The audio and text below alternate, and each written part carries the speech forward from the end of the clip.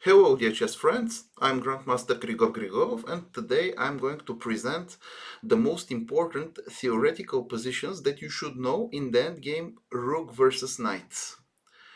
This lesson is a kind of preparation for our master class together with Grandmaster Dejan Boshkov, which will be held on 7th of May this year. And in our master class, we are going to discuss more complicated endgames featuring rook versus minor piece.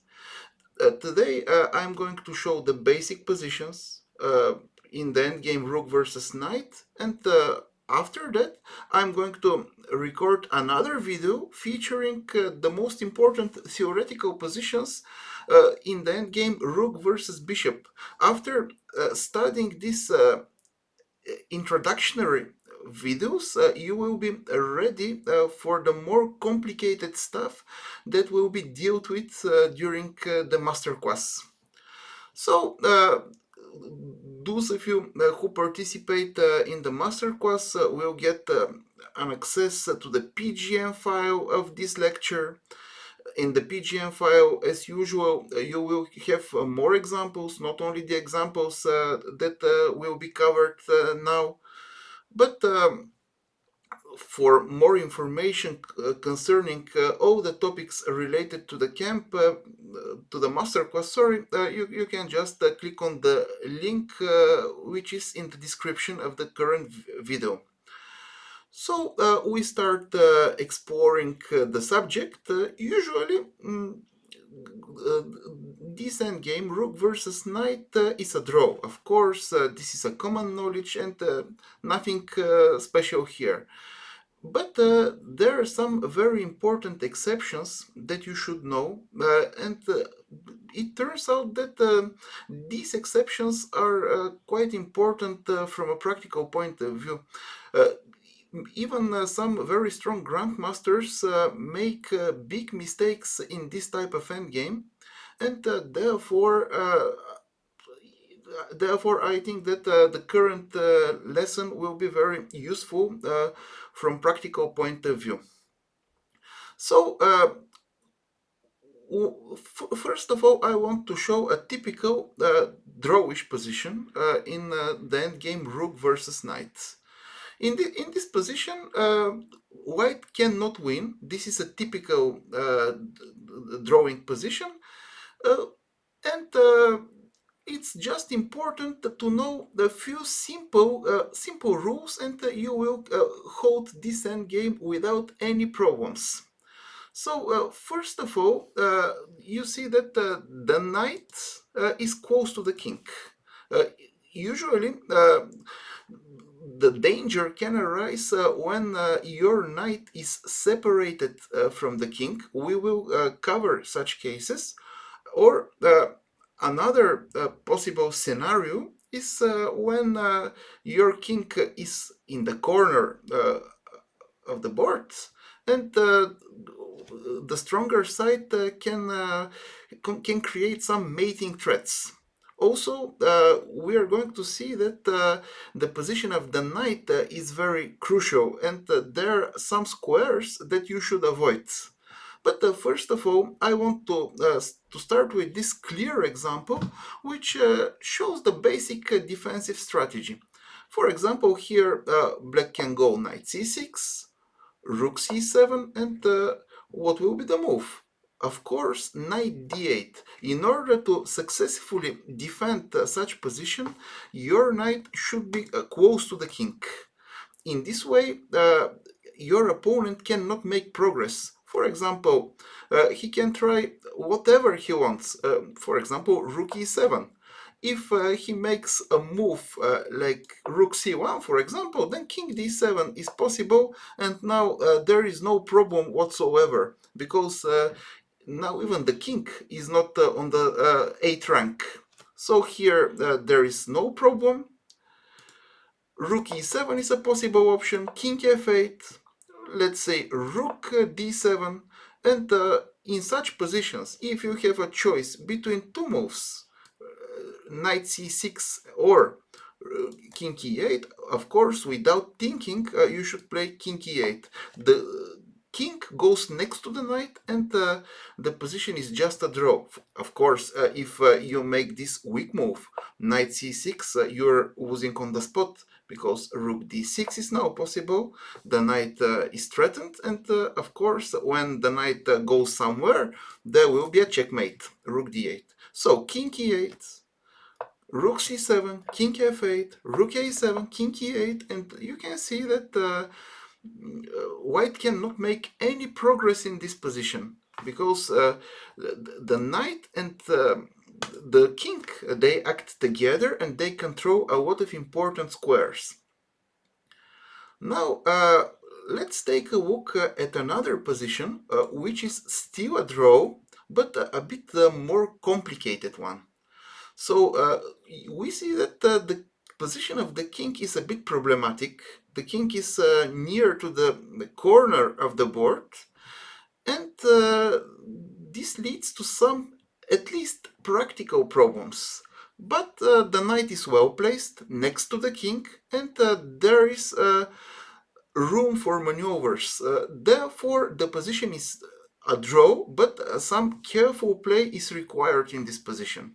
Let's take a look at the possible continuation. For example, white plays king f6. You see, only move knight h7. Knight h7 is the only move because, okay, king h8 would be a terrible mistake. White is winning on the spot. Even king f7 is winning. And after knight h7, rook e8. But also rook e8 immediately pinning the knight.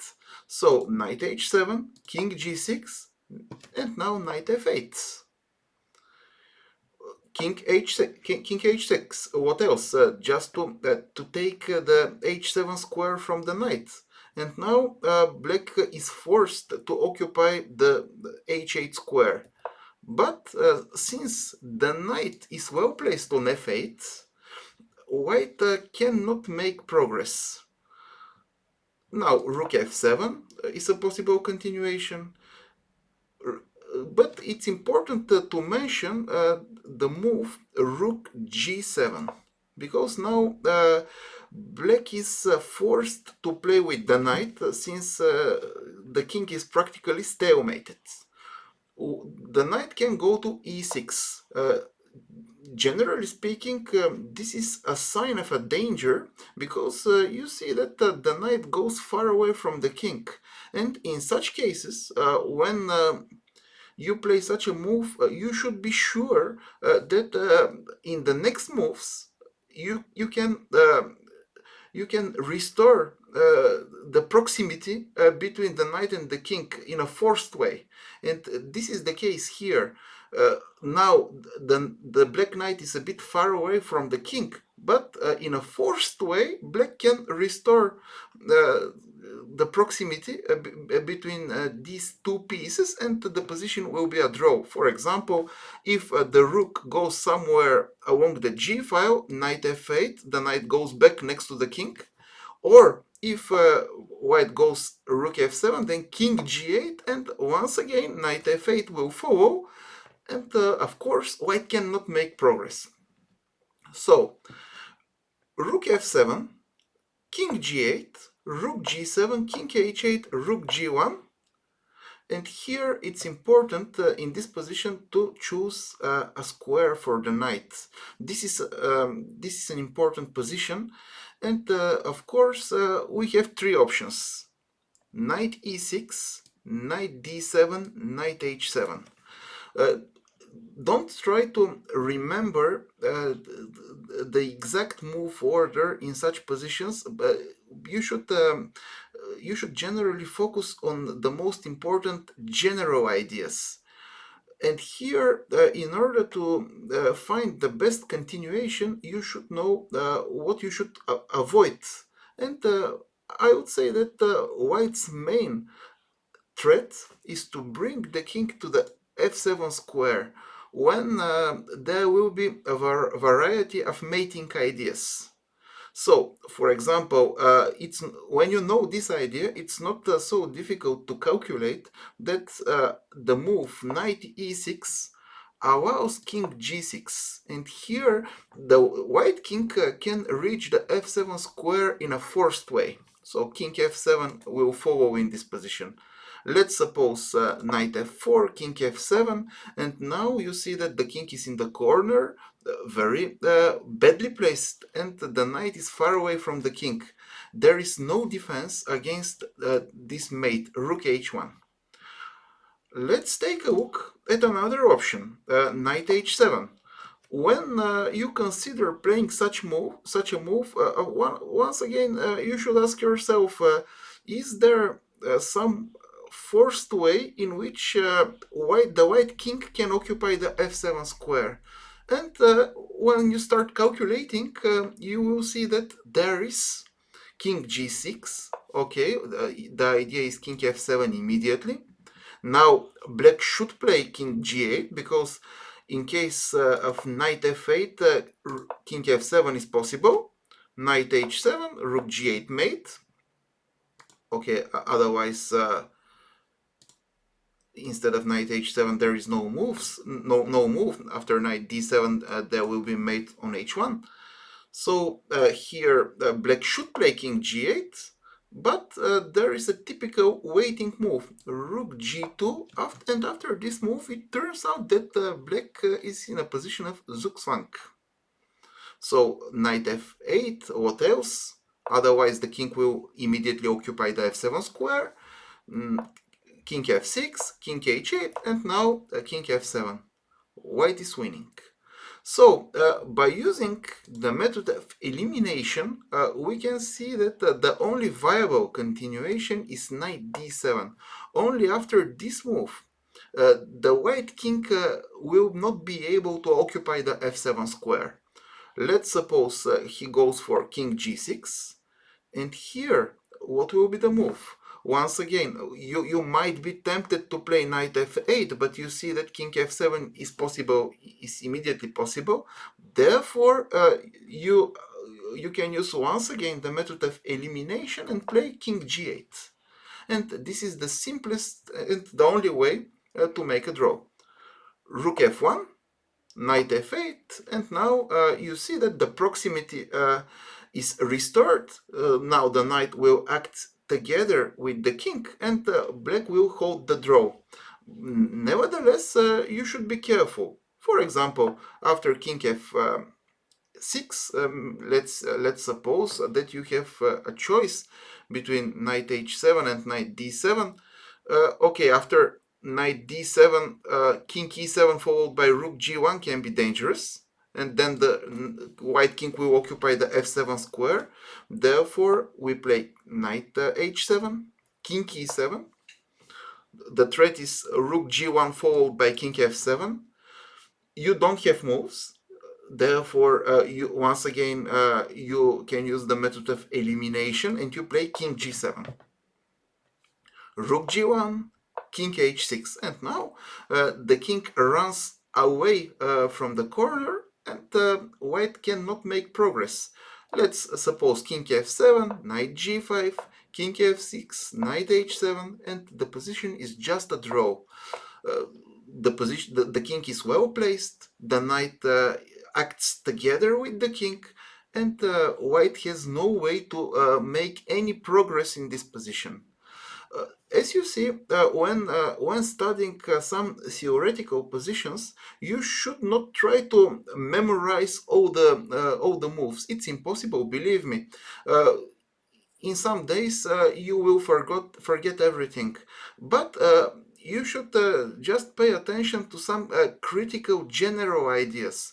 For example, which squares are suitable for the knight? Uh, what is the main threat of your opponent, where the king of your opponent wants to go, some typical defensive constructions, and when you have this basic knowledge, during the game you will find the best continuation by calculating and by using the methods of elimination. Now let's take a look at a position which is already lost, and of course, after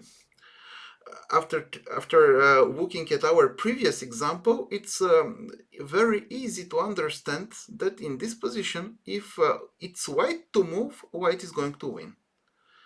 The king is very awkwardly placed in the corner of the board, and the white king can reach the f7 square in a forced way.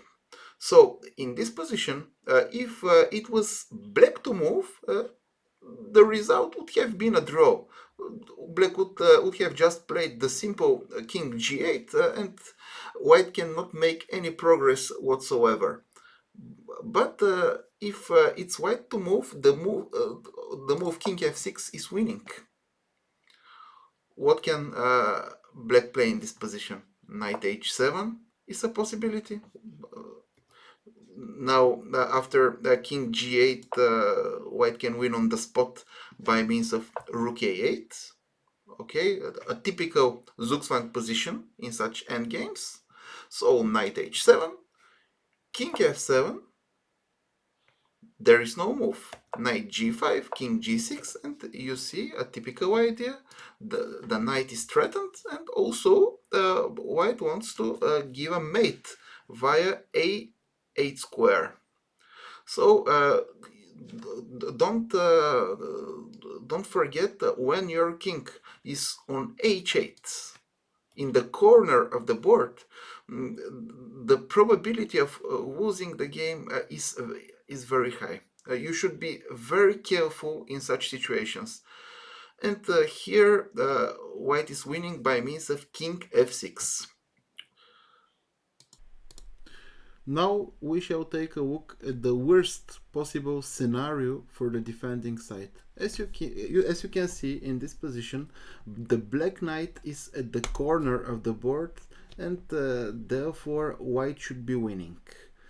So we can say that white is winning regardless of the move order. Of course, in this position, if it was white to move, the win would have been pretty simple. Just king f6, and black is in a Zugzwang situation. But of course, it's more complicated to win when it's black to move, because okay, black will play knight f7 in this position.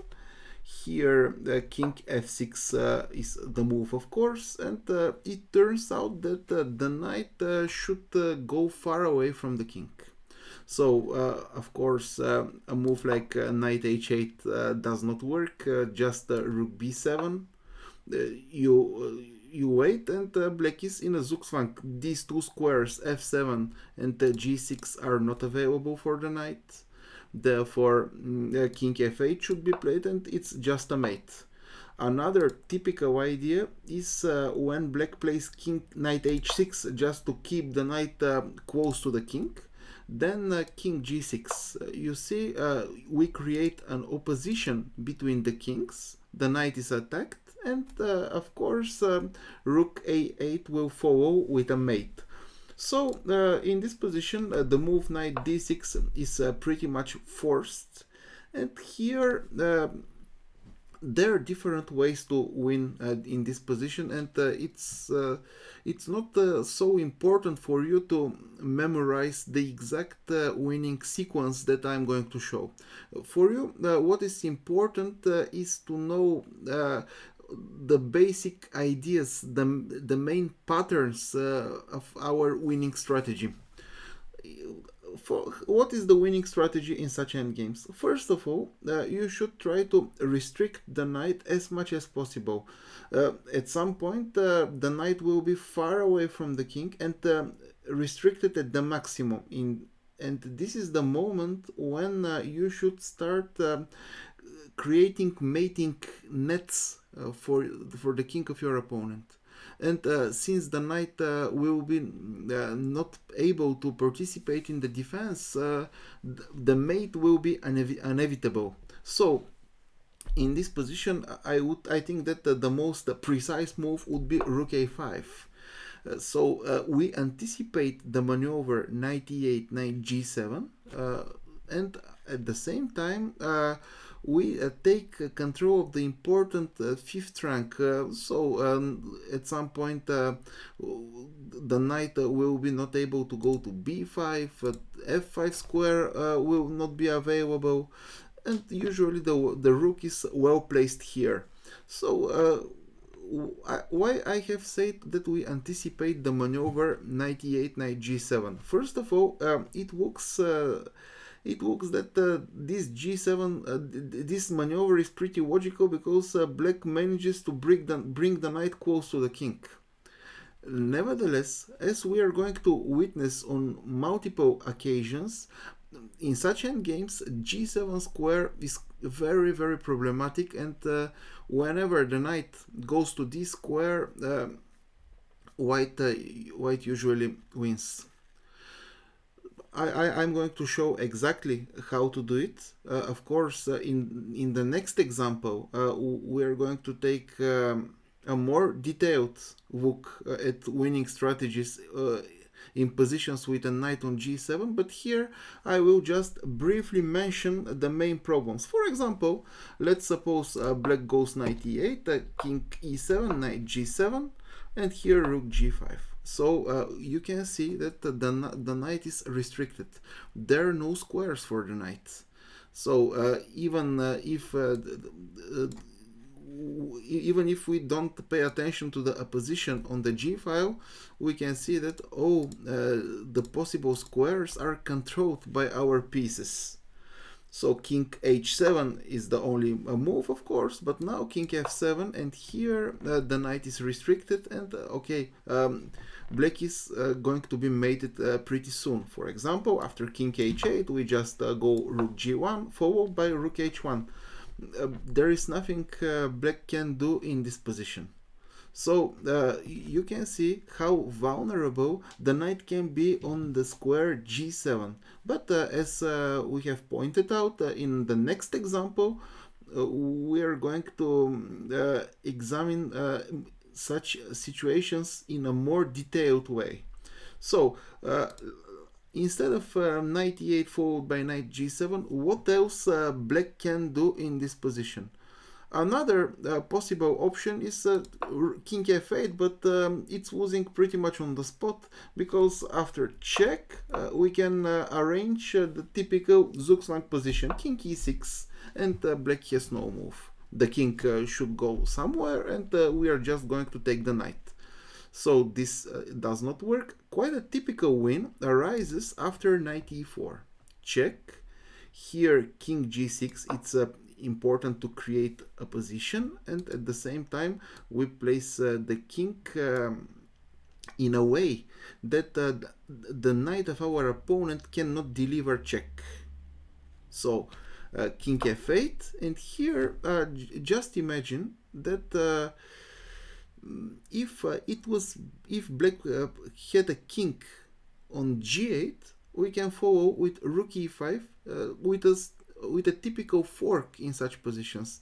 We attack the knight and we want to mate to deliver a mate on e8. So if the king goes to e8, for example, then rook e5 will be decisive because of the fork.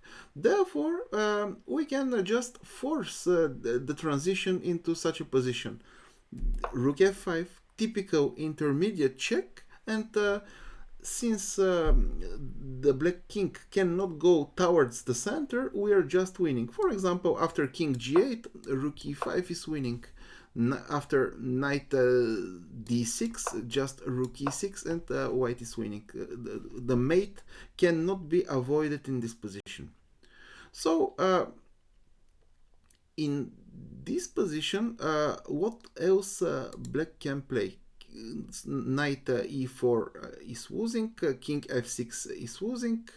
Another option would be king h7, but then check, rook d5, and we just transpose to the main line, which will be covered now.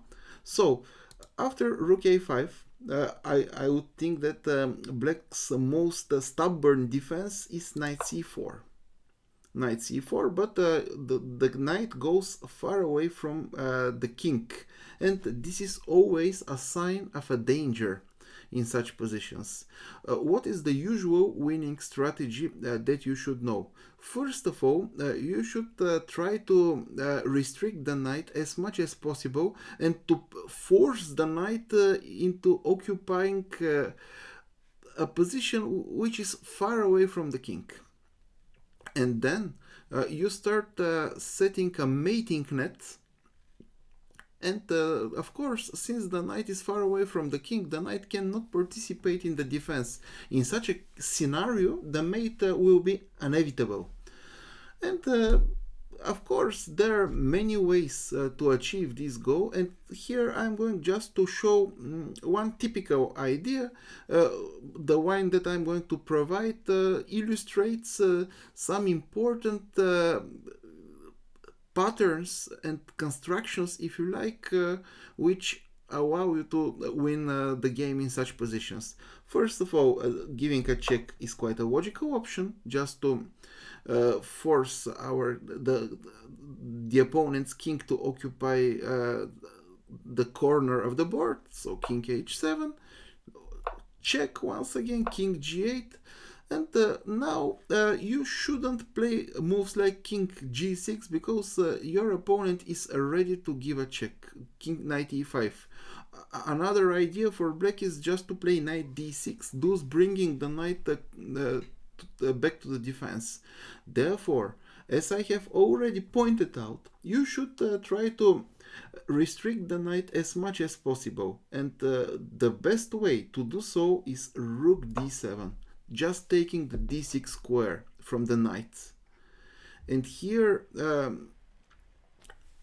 black should already be careful. For example, h8 in this position, rook d4. We know that once our king occupies the f7 square, the mate is pretty close. And here, regardless of what black does, we proceed with king f7 followed by rook h4. The mate is inevitable since the knight cannot join the defense.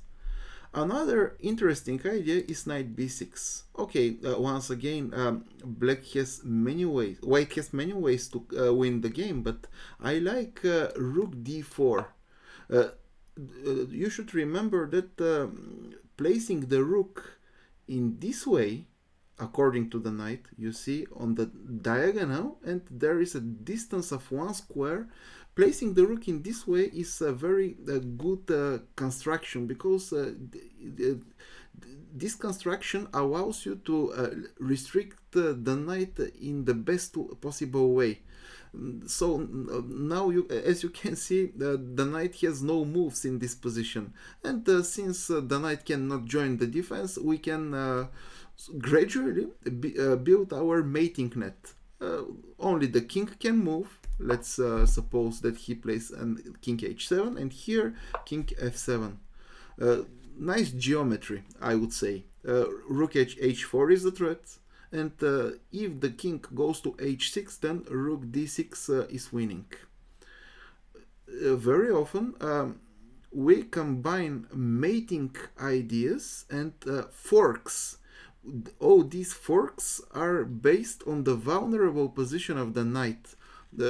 We are going to witness this winning strategy on many occasions, and you should be aware of it. So, after rook d7, I think that black's most tenacious defense is knight e3, just threatening knight g4. In this way, the knight gets back to the defense. But king g6, we create this opposition, and now some mating threats are in the air.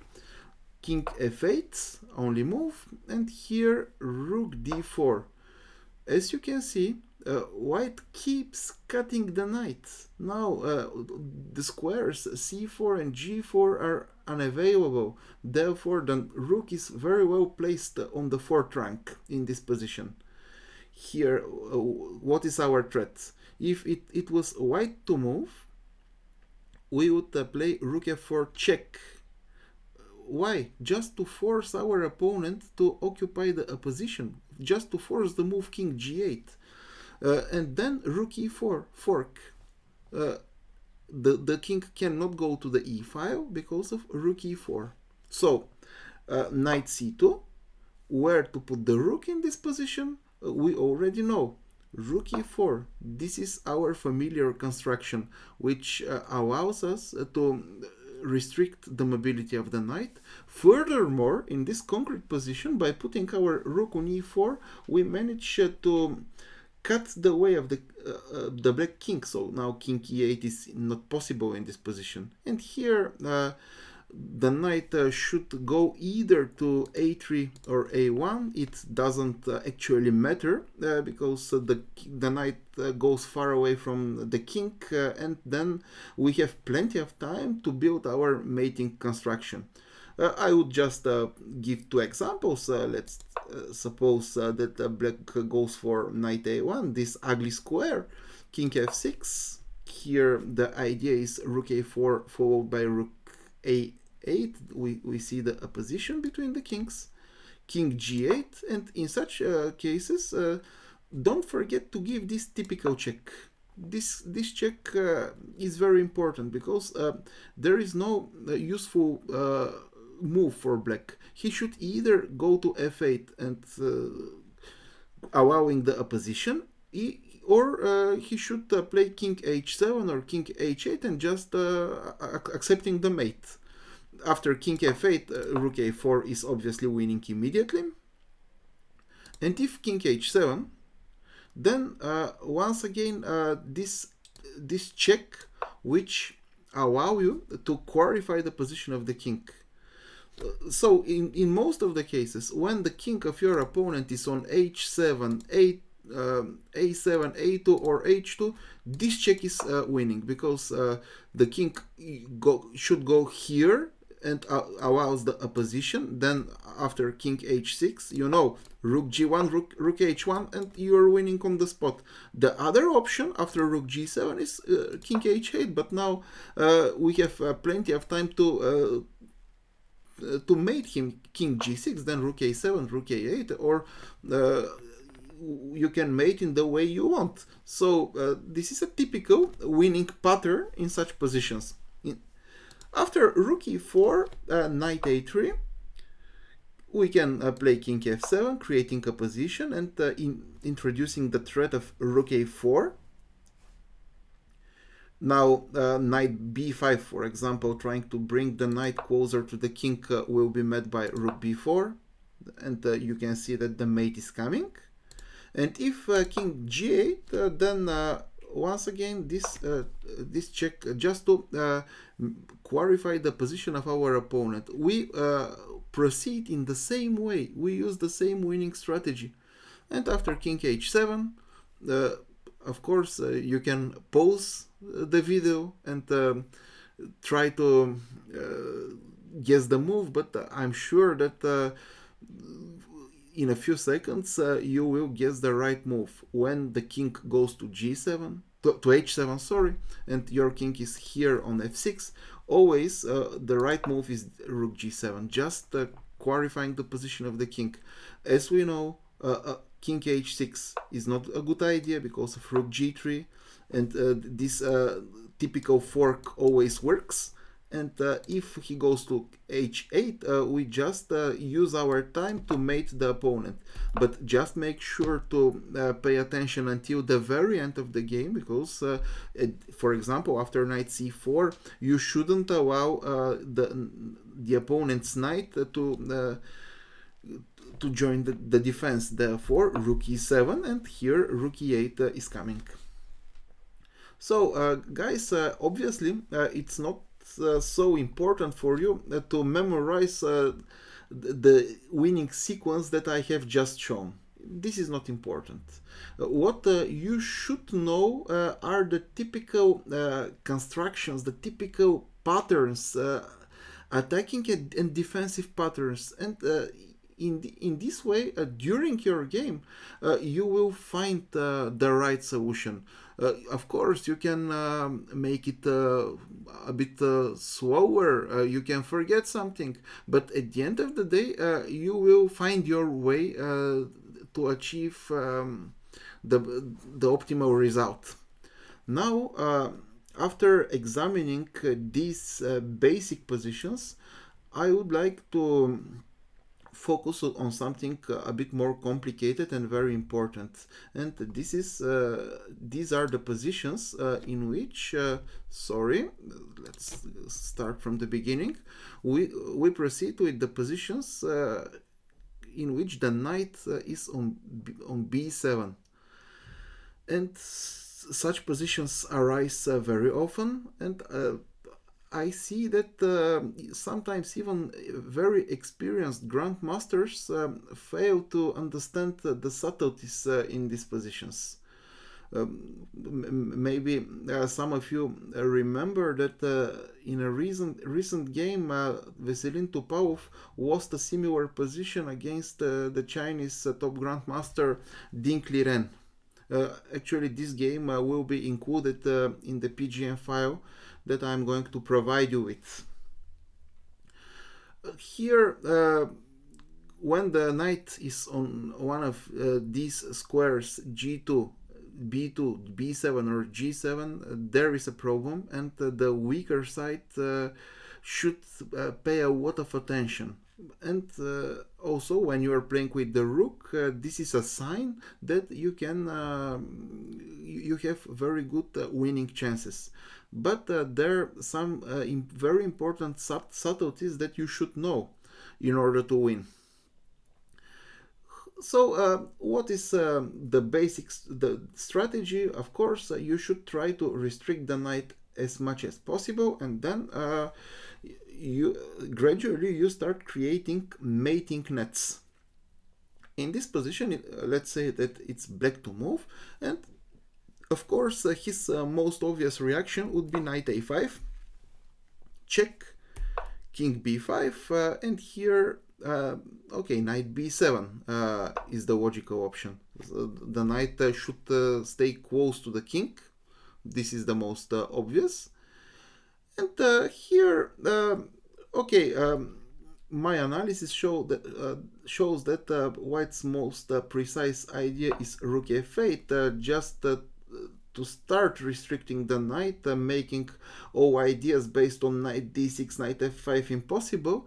You can, of course, forget this move during the game. It's not so important to remember everything, but just keep in mind that at this stage we try to restrict the knight. Now knight d6, king c6, and here the most tenacious defense is knight c4. Let's take a look at the move knight e4. Intuitively speaking, placing the knight in this way, according to the white king, is quite a bad option, because now white has plenty of time to build his mating net. Why? Because the knight would need 3 moves to deliver a check in this position. Meanwhile, white will build his mating construction. So in this position, rook f7, check, and here you know that accepting the opposition is quite dangerous. For example, after king a6, white is immediately winning by means of rook f4, and after knight c3, rook c4. The knight can no longer protect the a4 square. So rook f7, king b8.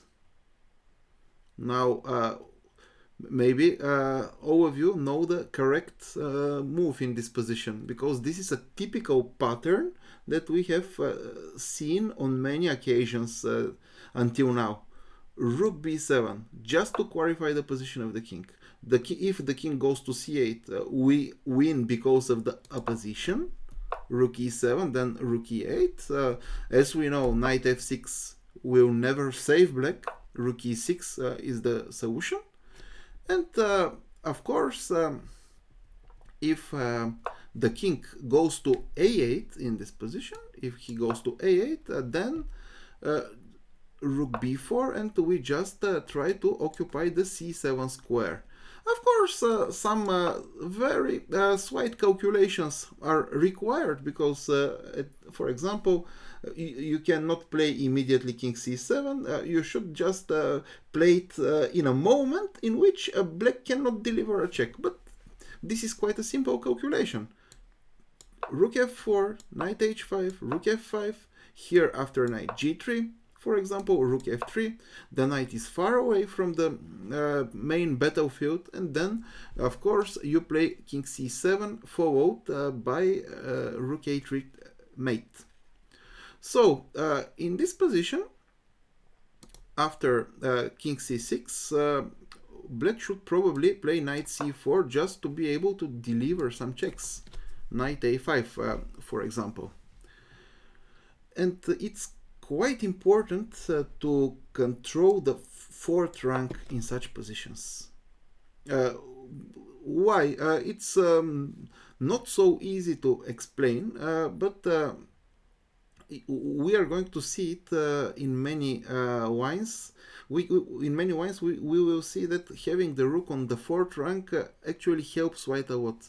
For example, very often the knight can swing to the defense by using some of the squares on the fourth rank, and therefore from now white plays rook f4, which is very precise. Let's say knight d2. Knight a5 is actually the main move, but we start by knight d2.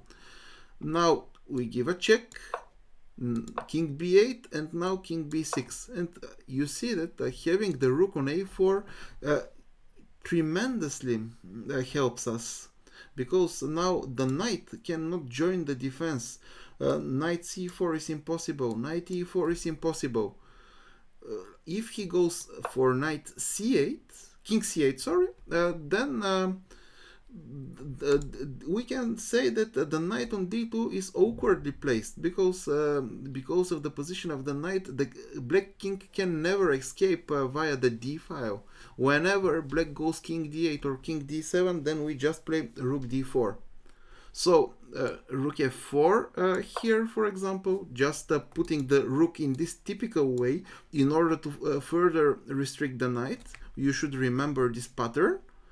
And this is a kind of a zugzwang, because now black is forced to worsen the position of his knight. King b8 is impossible due to rook f8. King d7 or king d8 is impossible in view of rook d4. Therefore, knight b3. We keep chasing the knight, and here it's just a matter of a very simple calculation. Let's suppose after knight d4, we can just win by playing rook c3, and then once again we win by using the position of the knight. King d8 or king d7 are impossible because of the pin, rook d3, and after king b8, then just rook d3, rook d6, quite a typical pattern. So here I have examined rook d2, knight d2, and once again we have a pretty straightforward win. Check in order to force our opponent to occupy the position. King b8, rook c6, rook c6, and now this is a zugzwang, because we have a position between the kings, and if the knight goes somewhere towards the center of the board, there will be always a possible fork. And if the knight goes to b3, for example, this square is inferior. The distance is 2 squares. The distance between the white king and the black knight is 2 squares. Therefore, the black cannot easily deliver a check, and we have just enough time to mate our opponent. Rook c4, now knight d2, rook d4, and this is a mate. So after rook f4, knight a5, we play king b5. Uh, a very important move. For example, if you play something like king c7 in such a position, then black will just play king a6, and this is already a draw. This is already a draw because king b5 will come, and actually now the knight and the king are acting together in a harmony. Therefore, king b5, knight b7 is important, because if knight b3, we know that the knight goes far away from the king, and black should expect big problems. Rook f7 check, king b8. And here, first of all, what we should do, we should restrict the mobility of the knight, as always. This is always our main winning strategy, rook d7. Now, in this way, we make impossible for the knight to occupy the squares d4 or d2. And after knight c1, then just king b6. We're going to deliver a checkmate. And after king c8, rook c7. Once again, using the position of the knight. As you can see, very often you combine mating threats and fork ideas which are based on the position of your opponent's knight. Okay, so knight b7. We keep restricting the knight. This is the first thing we should do. I repeat myself, of course, but I find this idea very important, and therefore I will never get tired of repeating. Now king b8, and actually we have arrived at the critical position where many people make a mistake. Here the most obvious move, for example, seems to be king b6, which just lets the win slip away, because black can play king c8 followed by knight d8. We have already seen this position before, and we know that this is already a draw, because king and knight work together in a very good way, controlling a lot of important squares. What is the key to the position is to play king a6, just leaving the b file open for the rook. And here black cannot hold the position anymore. For example, king c7. This is the main move. After, let's say, knight c5, king b6, we occupy the opposition, and once again we see that having the rook on the fourth rank is very important, because we control this important a4 square. And after knight e6, just rook d6. So this is a typical pattern that we have seen very often, and by now you should be familiar with it. Now after king c7, rook c4, king b8 is the only move, and rook b4. Actually, this was the entire point behind king a6. Now the b file is open for the rook, and okay, here we're already about to win the game. King a8. Now you cannot take the knight. Actually, you see that the game doesn't finish immediately. King b6. Now we can occupy the key c7 square. Just I would like just to remind you that whenever the opponent king is at the corner of the board, for example a8, h8, h1, a1, so these squares are critical. c7, f7, f2, and c2. These squares allow you to create a mating net. Here king b8, what else? Once again king c6, king a8, and here the rook goes far away, goes all the way along to the h file, and at this square the rook is very flexible. We can deliver different kind of checkmates depending on our opponent's reaction. There can be a checkmate via the a4 square or via h8, provided that we have a king on c7. So or b6, of course, at some point. For example, after knight a5, king b6, this is a mate already. Once again, pay attention to the fact that our rook is on the fourth rank and we control the c4 square. Also, after knight d8, we play king c7 just to force the knight to occupy e6, and then king b6. We place the king in a typical way, so that further checks become impossible. Okay, maybe the most stubborn defense would have been king b8, but then rook h8, king a7, rook h7, king a8, and king b6. Now white is winning. Of course, you cannot remember everything starting from this point. It's important to remember everything, and if you ask me, and if I need to answer in a honest way, I don't remember all the lines, but during the game you will find the right moves, because you know all the important patterns and the key ideas in this position. Let's take a look once again at the key ideas in this kind of positions. First of all, you should restrict the knight as much as possible.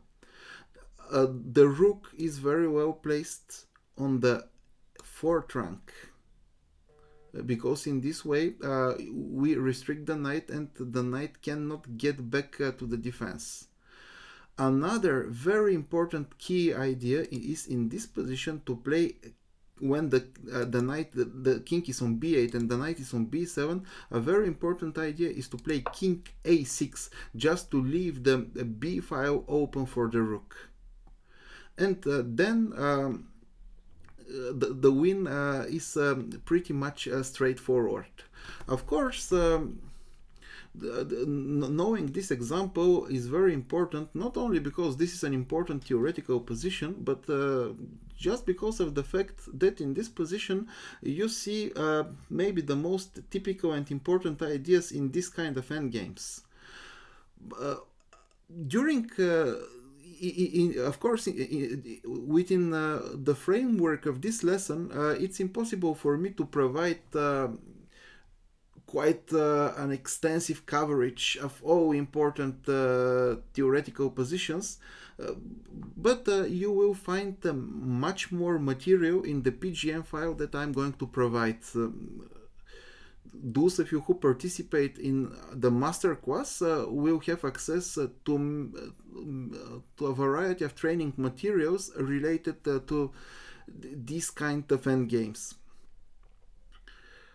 Here, I think that during the lesson I have shown the most important ideas, which are largely enough for you to handle the positions in the best possible way, and just to develop some kind of intuition. This intuition and knowledge of the typical winning and defensive strategies will allow you to achieve the optimal results in your games. I'm sure that even without memorizing the concrete lines, during the game you will be able to find the optimal solutions.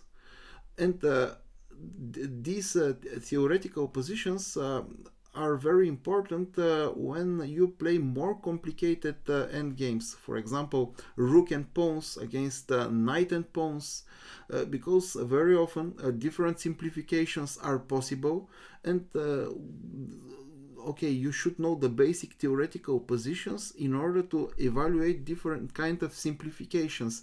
These positions are the main cornerstone of your understanding. Thank you for your attention, And my next video will feature the important theoretical positions in the endgame Rook versus Bishop. Thank you.